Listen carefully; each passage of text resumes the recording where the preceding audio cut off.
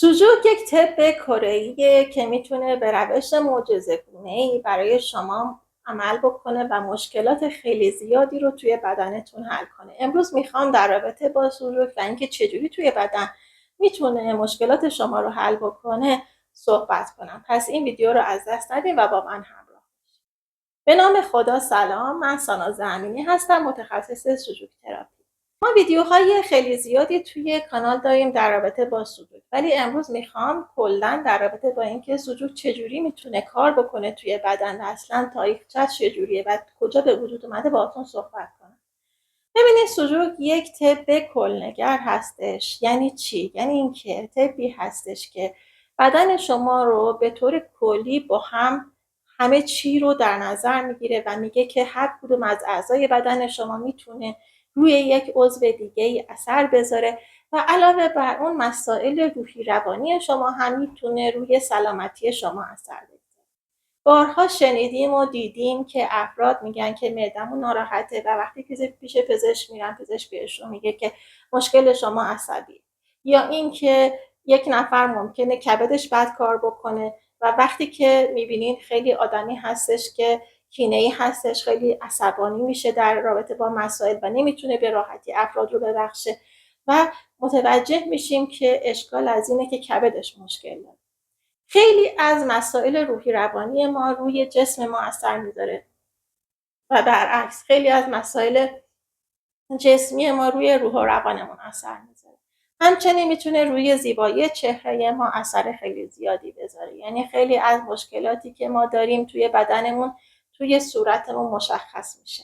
اینکه میگن رنگ رخسار خبر میدهد از سر درون، یکی از مباحثش مربوط به همین ماجرای طب کلنگر میشه که همه چی توی بدن در ارتباط با هم دارن عمل. با توجه به این مسئله میاد یک روشی به شما میده که شما با کمک علم بازتاب شناسی، یعنی اینکه با کمک اینکه تمام بدنتون رو بتونین بازتابش رو روی کف دستتون یا پشت دستتون داشته باشین، یعنی که کف پا یا پشت پا داشته باشین، میاد مشکلات بدن شما رو برطرف. خیلی راحت و بدون دارو، پس بنابراین هیچ ضرری نداره، چون داروها توی بدن ممکنه که هر کدومشون ساید افکت یا اینکه عوارضی رو توی بدن ایجاد بکنن که به طور مثال فرض کنید شما برای معدتون یک دارویی میخورین، اون دارو ممکنه که معدتون رو خوب بکنه ولی روی مثلا کلیه‌تون اثر نامناسبی بگذاره. یا مثلا برای تنفستون یه دارویی میخورین، اون دارو روی ریه‌تون کار میکنه، اثر مثبت داره ولی ممکنه روی معدتون اثر نامطلوبی بذاره. ولی سوژوک اینجوری نیست. سوژوک میاد بدن شما رو شروع میکنه به برطرف کردن مشکلش و هیچ اثر نامطلوبی روی قسمت دیگه ای از بدن نمیذاره. پس بنابراین سوژوک میاد از طریق دست با توجه به مفاهیم بازتاب شناسی تمام قسمت‌های بدن شما رو تحت کنترل خودش در میاره و مشکلات رو توی بدن برطرف میکنه بدون اینکه هیچ عوارضی توی بدن شما ایجاد بشه. در ضمن اعلان کردن که سوژوک یکی از طب‌های خوددرمانی هستش. یعنی شما بدون اینکه علم پزشکی داشته باشین، بدون اینکه درس خاصی توی دانشگاه خونده باشین، فقط کافیه که بدونین چجوری میتونین از کف دستتون استفاده بکنین و بدنتون رو مورد بررسی و معالجه قرار بدین، میتونین خودتون توی خونه برای خودتون راهکار تجویز بکنین، برای اطرافیانتون راهکار تجویز بکنین. با یک آموزش خیلی کوتاهی که میبینین میتونین خیلی راحت قسمت‌های مختلف دستتون رو شناسایی بکنین و مشکلات مختلف رو توی بدنتون برطرف بکنین. و نیاز به علم خیلی خاصی نداره، لازم به دانشگاه رفتن نیست، احتیاج به این ندارین که با اصطلاحات و اسامی خیلی سخت پزشکی ارتباط داشته باشین و خیلی راحت میتونین با دونستن عملکرد هر کدوم از ارگان‌ها در بدنتون مشکلات مختلف رو توی بدن برطرف بکنین. بنابراین من تصمیم گرفتم که به طور رایگان به شما این آموزش رو بدم که چجوری میتونین مشکلاتتون رو توی بدن بشناسین و از بین ببرین. ویدیوهای مختلفی در این زمینه توی کانال گذاشتم و خواهم گذاشت که هر کدوم رو شما اگر ببینین میتونین هم آموزش ببینین که چجوری میتونین با طب سوژوک ارتباط برقرار بکنید و همین که بدونین در رابطه با بیماری‌های مختلف چجوری میتونید اون بیماری رو برطرف بکنید. خب حالا اگر که شما این کف دست رو در نظر بگیرین، انطباق‌های ما به این صورت هست. توی قسمت شستتون، قسمت و سر و صورت این قسمت هستش، بند اول انگشت شست، قسمت گردن بند دوم انگشت شست هست و شما هر مشکلی که توی این قسمت‌های صورت و گردنتون داشته باشین میتونین از طریق انگشت شستتون برطرف. این انگشت و این انگشت نشون دهنده دست‌های شما هستن. الان ببینید این دست چپ منه که دارم به شما نشون میدم، این انگشت میشه دست چپ من، این انگشت میشه دست راست من. بندهای مختلف انگشت رو که در نظر بگیریم به این ترتیب تقسیم بندی میشه. قسمت بند اول انگشت مربوط میشه به کف دست تا مچ، بند دوم انگشت مربوط به مچ تا قسمت بازو و این بند سوم دست مربوط به قسمت بازو تا قسمت شانه شما. این دوتا انگشت مربوط به پاهاتون میشه، پای چپ و پای راست توی دست چپ. به این ترتیب که این قسمت اول، بند انگشت اول مربوط میشه به قسمت پایین پا، این قسمت مربوط میشه به قسمت قوزک پا تا قسمت زانو و این قسمت هم مربوط به قسمت ران میشه. قسمت‌های مربوط به داخل شکم و قسمت اصلی بدن ما کف دست ما قرار میگیره، پشت بدن داخل پشت دست قرار میگیره. یعنی شما پشت پاها رو در نظر بگیرید، این انگشتا میشن، پشت دست ها رو در نظر بگیرید، این انگشتا میشن و این قسمت هم مربوط به پشت سر، قسمت موها و پشت سر هستش. البته ما انطباق‌های مختلف داریم، اینی که الان مطرح کردم انطباق استاندارد هست، انطباق‌های مینی و حشرات داریم که از طریق اونها هم میتونید توی قسمت‌های مختلف دستتون اعضای مختلف بدنتون رو ببینین و بسنجین. ما روش‌های مختلفی داریم برای اینکه بتونین این انرژی هایی که در بدنتون در جریان هستش رو تنظیم بکنید. یه مطلبی هستش که باید الان بهتون بگم که خیلی مهمه. ببینین وقتی که شما پیش پزشک میرین توی طب رایج، برای بعضی از بیماری ها به شما دارو میدن و میگن این دارو رو باید تا آخر عمرت مصرف کنی. به خاطر چی؟ به خاطر اینکه اعضای بدن رو به طور مجزا از انرژی هایی که وجود داره در نظر میگیرن. میگن که شما معدتون ناراحته، پس باید حالا فرض کنین فلان قرص رو در رابطه با معده مصرف بکنین تا اینکه اون مشکلتون برطرف بشه. ولی برطرف هم نمیشه، چون باید تا آخر عمرتون از اون دارو استفاده بکنین. یا مثلا چربی خونتون بالاست، تا آخر عمرتون باید از داروی چربی خون استفاده بکنین. یا فرض کنید دیابت دارین، دیابت نوع 1 یا نوع 2، باید تا آخر عمرتون از داروهای متفورمین یا انسولین استفاده بکنید.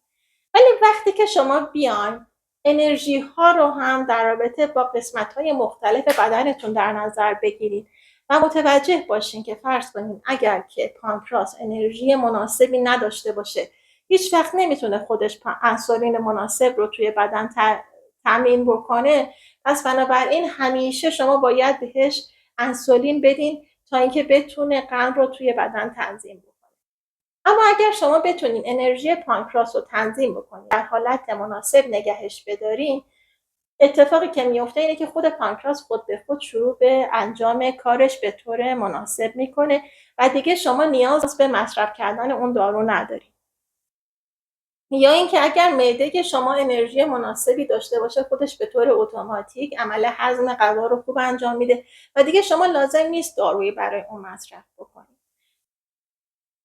توی علم طب سلول ما به این اعتقاد داریم که اگر شما از لحاظ انرژیتیک مشکل بدن رو برطرف بکنین، اتفاقی که توی بدنتون میفته اینه که انرژی ها به اندازه کافی توی بدن شما تامین میشه و شما میتونین دیگه اون داروها رو نخورین و کم کم خود معده شما، خود روده شما، خود قلب شما بتونه کار خودش رو به درستی انجام بده. پس بنابراین لازمه که حتما روی انرژی ها توی بدن کار بشه. حالا ما این کارها رو از چه طریقی انجام میدیم؟ یا از طریق ماساژ، یعنی که روی قسمت های مختلف انطباق هامون ماساژ میدیم، یا اینکه دو روش دیگه هم داریم که قبل از اینکه اونا رو بهتون بگم اول ویدیو رو اگر خوشتون اومده لایک کنین، برام کامنت بنویسین که منو هم خوشحال میکنین، همین که اجازه میدین یوتیوب این ویدیو رو به افراد بیشتری پیشنهاد بده. و اگر هم که کانال من رو تا حالا سابسکرایب نکردین، حتما سابسکرایب بکنین که ویدیوها رو از دست ندین و بتونین ویدیوهای جدیدی که من بعدها میگذارم توی کانال رو ببینین. یکی از روش‌ها که گفتم خدمتتون ماساژ دادن، قسمت‌های مختلف رو که انطباق‌های مختلف بدن هست رو توی دست میتونین شما ماساژ بدین. کار دیگه که میتونین انجام بدین اینه که از ماژیک استفاده بکنین. 6 رنگ رو ما بیشتر احتیاج نداریم: رنگ آبی، رنگ زرد، رنگ قهوه‌ای، رنگ قرمز، رنگ نارنجی و رنگ سبز.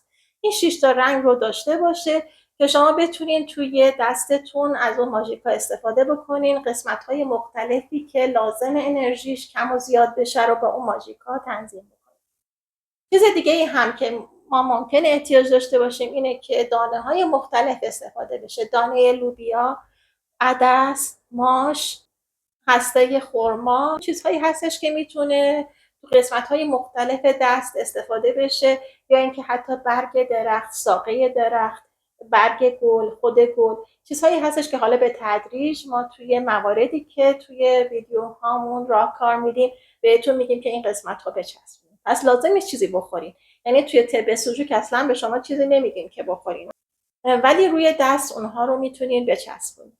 یک روش دیگه هم که میتونین ازش استفاده بکنین برای اینکه توی بدنتون انرژی ها رو تنظیم بکنین، استفاده کردن از مگنت های مختلفه که روی قسمت های مختلف دست لازمه که چسبونده بشه تا اینکه بتونه جهت انرژی رو توی بدن شما تنظیم بکنه.